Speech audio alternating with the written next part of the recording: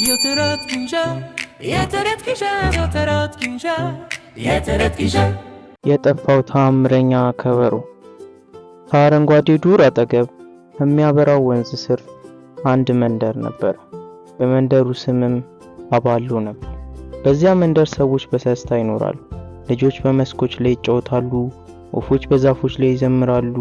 እናም ማታ ሁሉም ከመንደሩ መካከል የሚሰማ አንድ ታላቅ የከበሮ ድምጽ ነበር። ይህ ከበሮ የአባሉ ልብ ተብሎ ይጠራ ነበር። ይህ ተራ ከበሮ አልነበር። አረጋውያኑ እንዲህ ይሉ ነበር፣ ይህ ከበሮ ለብዙ ትውልዶች መንደሩን ጠብቆታል። በየዓመቱ የጨረቃ በዓል ሲደርስ ሁሉም የመንደሩ ሰዎች በትልቅ እሳት ዙሪያ ይሰበሰቡ ነበር። አለቃውም ከበሮውን ይመታ ነበር። ከበሮው ሲመታ ድምፁ እስከ ዱር ድረስ ይሰማል።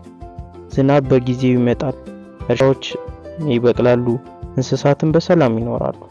በመንደሩ ውስጥ ኮፊ የተባለ አንድ በጣም ጉጉ ልጅ ነበር። ኮፊ ታሪኮችን ማዳመጥ በጣም ይወዳል፣ እናም ጀብዱ መፈጸምም ያስደስተዋል። ጓደኛውም አሚና ትባላለች። አሚና ምንም ነገር የማትፈራ ልጅ ነበረች።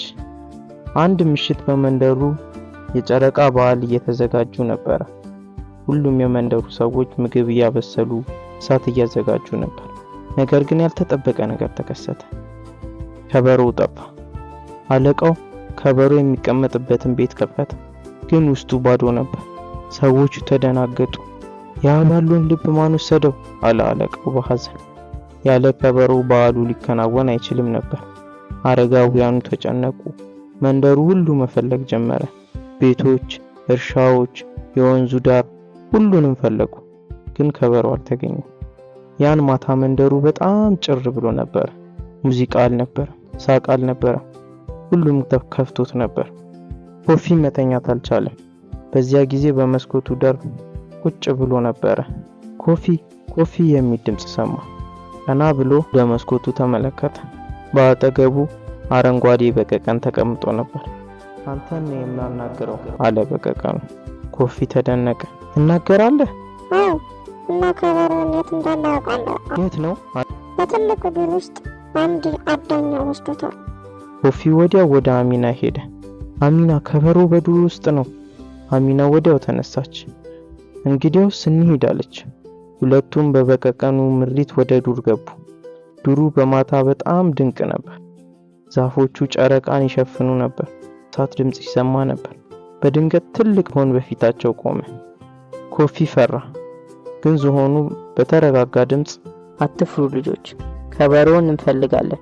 ሚናም ከበሮውን እየፈለግን ነው። ዝሆኑም አዳኙ ወስዶታል፣ በከተማ ወስዶ ሊሸጣው ነው፣ እኛ እናስቆመዋለን አለ ዝሆኑ።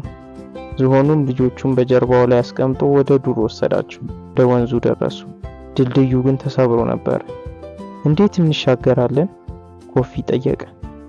በዚያን ጊዜ ዝንጀሮዎቹ ከዛፎች ወረዱ። እኛ እንረዳቸዋለን አሉ። በፍጥነትም በዛፎች መካከል ታላቅ የወይን ገመድ አሰሩ። ከዚያም ድልድይ ሰሩላቸው። ልጆቹን በጥንቃቄ ተሻገሩ። በመጨረሻም ከርቀት እሳት ተመለከቱ።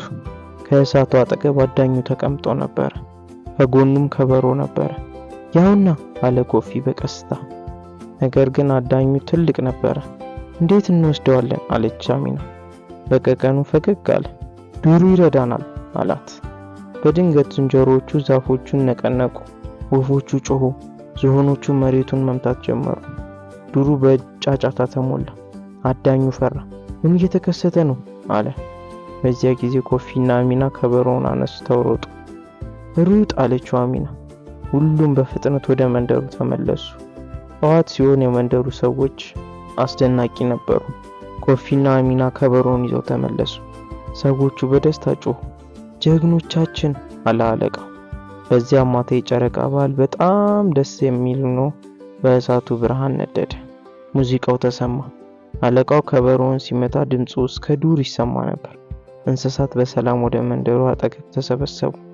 ኮፊና አሚናም ከዚያን ቀን ጀምሮ የአባሉ ልብ ጠባቂዎች ተባሉ እና ሁሉም አንድ ትምህርት ተማሩ። ድፍረት፣ ጓደኝነትና ትብብር ከማንኛውም ኃይል ይበልጣል።